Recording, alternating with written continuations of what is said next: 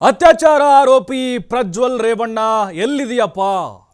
ಸಂಸದ ಪ್ರಜ್ವಲ್ ಮತ್ತೆ ಎಸ್ಐಟಿ ಅಧಿಕಾರಿಗಳ ಹರಸಾಹಸ ಪಡ್ತಾ ಇದ್ದಾರೆ. ನೋಡಿ, ಈಗ ಪತ್ತೆ ಮಾಡಬೇಕು ಅನ್ನುವಂಥದ್ದೇನಿದೆ, ಬಹಳ ಹರಸಾಹಸ ಆಗ್ತಾ ಇದೆ ಎಸ್ಐಟಿ ಅಧಿಕಾರಿಗಳಿಗೆ. ಎಲ್ಲಿದೆಯಪ್ಪ ಪ್ರಜ್ವಲ್?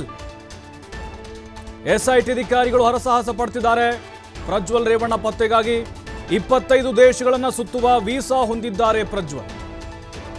ಯಾವ ದೇಶದ ಗಡಿಯನ್ನೂ ಕೂಡ ದಾಟಿಲ್ಲ ಪ್ರಜ್ವಲ್. ಹಾಗಾದ್ರೆ ಎಲ್ಲಿದ್ದಾರೆ ಸದ್ಯಕ್ಕೆ? ಬ್ಲೂ ಕಾರ್ನರ್ ನೋಟಿಸ್ ಮೂಲಕ ಪ್ರಜ್ವಲ್ಗೋಸ್ಕರ ಸರ್ಚಿಂಗ್ ನಡೀತಾ ಇದೆ. ಒಂದು ಜಾಗದಿಂದ ಮತ್ತೊಂದು ಜಾಗಕ್ಕೆ ಕದಲುತ್ತಾ ಇಲ್ಲ. ಬ್ಲೂ ಕಾರ್ನರ್ ನೋಟಿಸ್ ಬಳಿಕ ಪಾಸ್ಪೋರ್ಟ್ ಅನ್ನ ಬಳಸ್ತಾ ಇಲ್ವಂತೆ. ಒಂದೇ ಜಾಗದಲ್ಲಿ ಭೂಗತವಾಗಿರುವ ಪೆನ್ ಡ್ರೈವ್ ಪ್ರಜ್ವಲ್, ಅಂದ್ರೆ ಒಂದೇ ಜಾಗದಲ್ಲಿ ಇರಬಹುದು ಅನ್ನುವಂಥ ಅನುಮಾನಗಳಿದಾವೆ.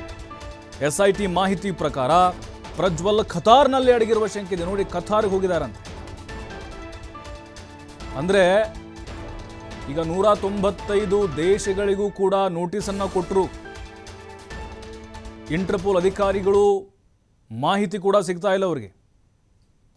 ಹಾಗಾಗಿನೇ ಈಗ ಪ್ರಜ್ವಲ್ ಎಲ್ಲಿ ಹೋದ್ರು? ಹಾಗಾದ್ರೆ 25 ದೇಶಗಳನ್ನು ಸುತ್ತುವಂಥ ವೀಸಾವನ್ನ ಪ್ರಜ್ವಲ್ ಹೊಂದಿದ್ದಾರಂತೆ.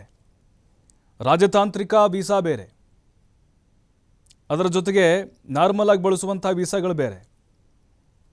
25 ದೇಶಗಳನ್ನು ಸುತ್ತುವಂಥ ಅವಕಾಶ ಇದೆ ಇವರಿಗೆ. ಆದರೆ ಯಾವ ದೇಶದ ಗಡಿಯನ್ನು ಕೂಡ ಈತ ದಾಟಿಲ್ಲ. ಬ್ಲೂ ಕಾರ್ನರ್ ನೋಟಿಸ್ ನೋಡಿ, ಈಗಾಗಲೇ ಬ್ಲೂ ಕಾರ್ನರ್ ಆಗಿದೆ. ಅದರ ಜೊತೆಗೆ ಎಲ್ಲ ಕಡೆಗಳಲ್ಲೂ ಮಾಹಿತಿ ಹೋಗಿದೆ. ಆದರೂ ಕೂಡ ಪ್ರಜ್ವಲ್ ಎಲ್ಲಿದ್ದಾರೆ ಅನ್ನೋದು ಗೊತ್ತಾಗ್ತಾ ಇಲ್ಲ.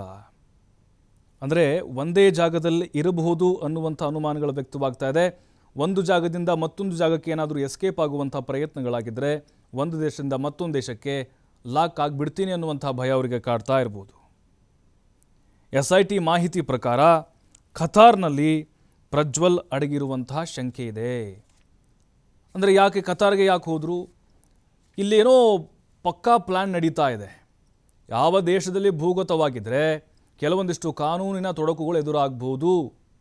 ಈ ರೀತಿ ಯಾರೋ ಅವ್ರಿಗೆ ಸಲಹೆಗಳನ್ನು ಕೊಡ್ತಾ ಇರ್ಬೋದು ಅಂತ ಅನ್ನಿಸ್ತಾ ಇದೆ. ಯಾಕಂದರೆ ಪ್ರಜ್ವಲ್ ಈಗ ದೇಶದಿಂದ ದೇಶಕ್ಕೆ ಪರಾರಿ ಆಗೋದಿದು ಇದು ಹೊಸದಿದು. ಅವ್ರಿಗೂ ಅಷ್ಟೊಂದು ಮಾಹಿತಿ ಇರೋದಿಲ್ಲ. ಹಾಗಾಗಿನೇ ಯಾರೋ ಹೇಳಿ ಮಾಡಿಸ್ತಾ ಇದ್ದಾರೆ ಅನ್ನಿಸ್ತಾ ಇದೆ.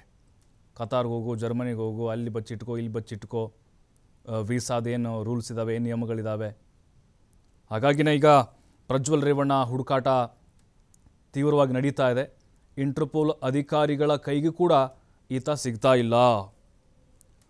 ಅಂದರೆ ಈ ಕತಾರ್ ದೇಶಕ್ಕೆ ನೋಡಿ, ಮೊದಲು ಗೊತ್ತಾಗಿದ್ದು ಜರ್ಮನಿಗೆ ಹೋಗಿದ್ದಾರೆ ಅಂತ.